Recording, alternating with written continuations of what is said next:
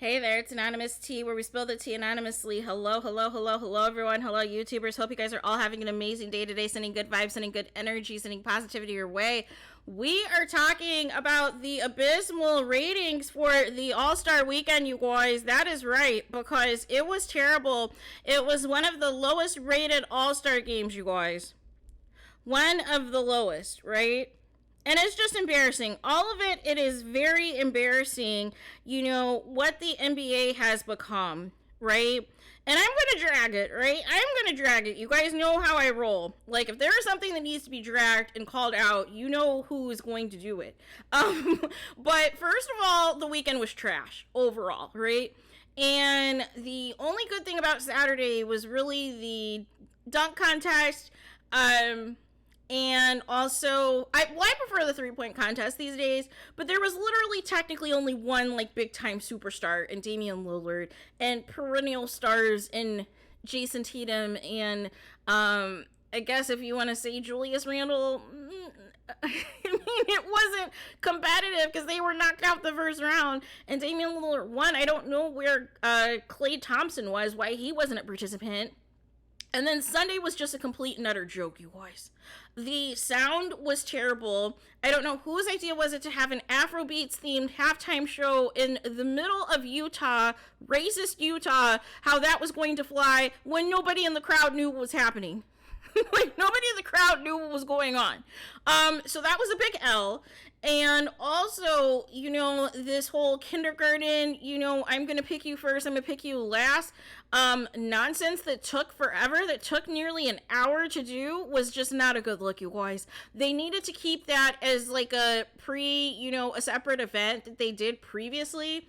But honestly, I'm at the point, if we can just take it back to going to East and Western Conference, you guys, because if Jason Tatum and Jaylen Brown, who are on the same team, are going one-on-one against each other, and they're supposed to be competing for a potential NBA championship, potentially to go out of the East during conference for the second year in a row, what is going on? Why are they on opposite teams? Right? And I don't know what's going on with Adam Silver. This whole weekend made me miss David Stern, right? This made me miss David Stern because even though I know players got pissed at him with how he could be, hardcore on certain things, but there was a method to his madness in that he understood the business of the NBA through and through. And I think the problem with Adam Silver is he acquiesced way too much to the players, so now it is the inmates running the asylum, right? And you have the head coach basically saying at the end of the game, oh yeah, this is the worst basketball I've ever seen. What? And mind you, to sit in the nosebleeds for the All-Star game at Utah was, I think, almost $2,000, you guys. Almost $2,000 to see multi-millionaire athletes basically treat the All-Star game like a joke. Right? Nothing was competitive. You get a few dunks that you should have gotten the dunk contest from an actual star the night before. And it's just a lot of hogwash in between. And is it really exciting that Jason Tatum won MVP for scoring 55 points in a non-competitive All-Star game? Is that really something to gloat about? And Jaylen Brown said it was just nothing but layup lines. It's embarrassing, you guys. The NBA All-Star Weekend used to be the number one All-Star out of all of the sports, out of, even compared to Major League Baseball, even compared to the NFL Pro Bowl. The NBA was the one that you tuned in for, right? Because you wanted to see Michael Jordan, you wanted to see Magic Johnson and Kobe Bryant and Shaq and everybody else going toe-to-toe, East versus West, to see who was going to win, right? Because you want that bragging rights to say, listen, my squad, we're the best team, right? And it was just a bleep show this year, you guys. It was an absolute bleep show of epic proportions. And I don't know where we go from here.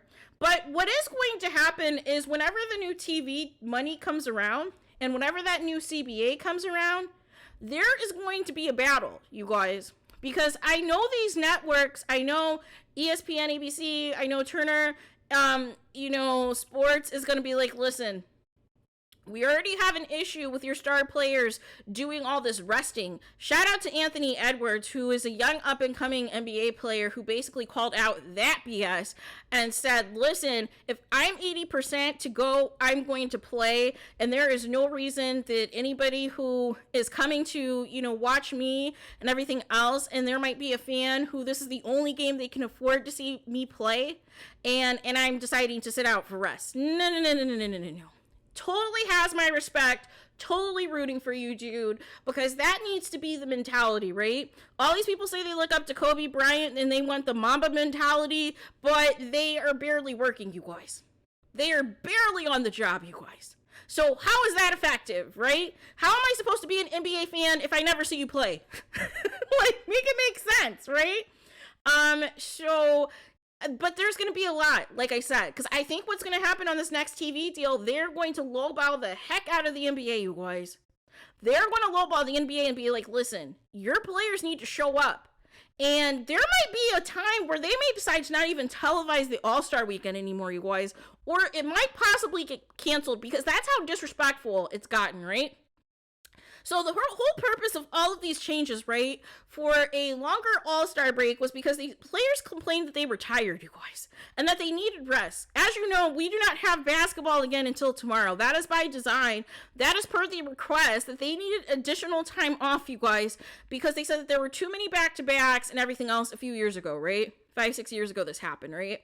And so now what they've done is they've crammed the end of the season. Starting tomorrow, we're going to have like a whole bunch of games for the last 20 some odd games, right, of the seasons heading into the playoffs, right? It's going to be crammed in because basically these players said that they needed a break. And that there was too much media obligations, even though the whole point of All-Star Weekend really is supposed to be for the fans, but it's also for you to be meeting with your corporate sponsors as well and making sure that those relationships are still good, right? But a lot of those events, the fans are not even invited to, right? A lot of those events are put on by the corporate sponsors, so you're not even going to get in unless you know somebody that is affiliated with one of the top athletes, right? But I say all this to say that something needs to change. Something's got to give. We cannot go into another All-Star Weekend the way that this weekend was. This was an absolute bleep show, and this can never happen again, you guys. It was a complete and utter disaster. So there is that. So let me know your guys' thoughts in the comments. Please do not forget to like, comment, and subscribe. Hit the notification bell so you're notified the moment I post new content on my channel. And with that being said, I'll talk to you guys again very soon.